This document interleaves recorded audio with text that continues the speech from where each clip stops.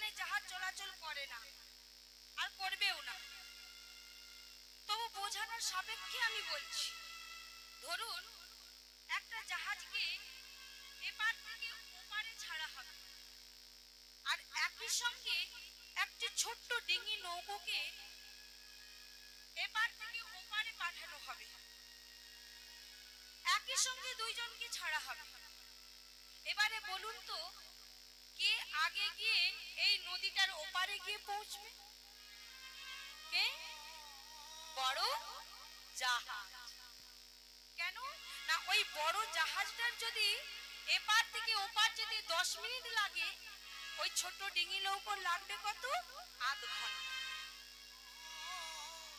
কিন্তু দেখুন বাবা, ওই ছোট ডিঙি নৌকোটাকে যদি ওই বড় জাহাজের সঙ্গে একটা বড় রজ্জু অর্থাৎ দড়ি দিয়ে যদি ওই ডিঙি নৌকোটাকে জাহাজের সঙ্গে বেঁধে দেওয়া যায়, তারপরে যদি ওই ডিঙি নৌকো এবং জাহাজটাকে ছাড়া যায় ওপারে, তাহলে বলুন তো কে আগে গিয়ে ওপারে গিয়ে পৌঁছবে?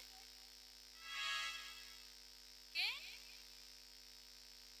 দুজনই একসঙ্গে যাবে।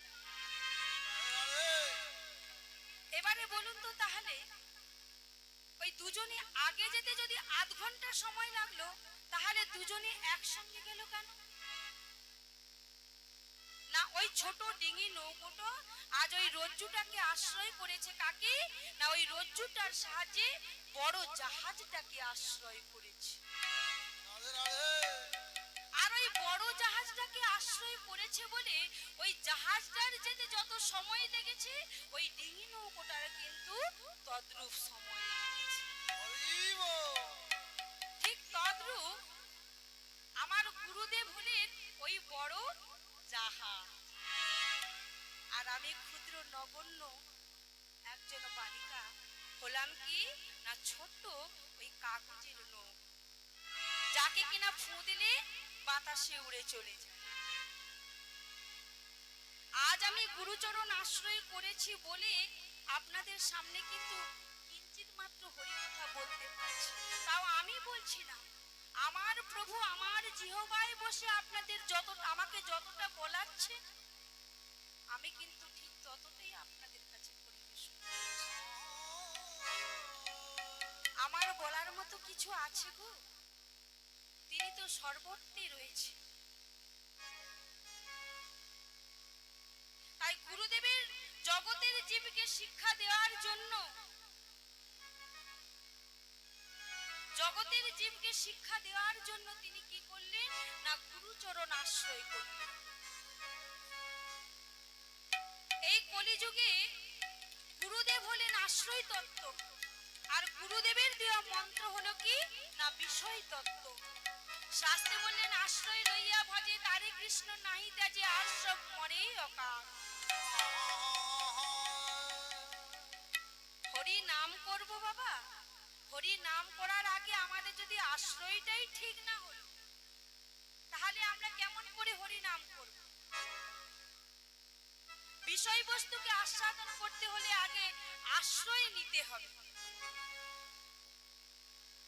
তাই ভগবানের চরণ লাভ করতে হলে গুরুচরণ আশ্রয় করতে হবে। আর গুরুচরণ আশ্রয় করলে শেষের দিনে কি বলবো না, শেষের দিনে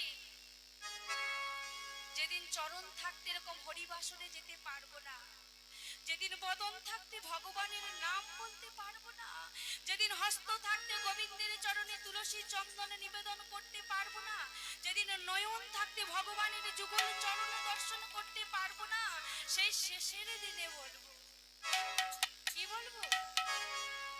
দিন তোর আনন্দে যাবে ভজলে গুরুর নাম, গুরু ব্রহ্মা গুরু বিষ্ণু সবাই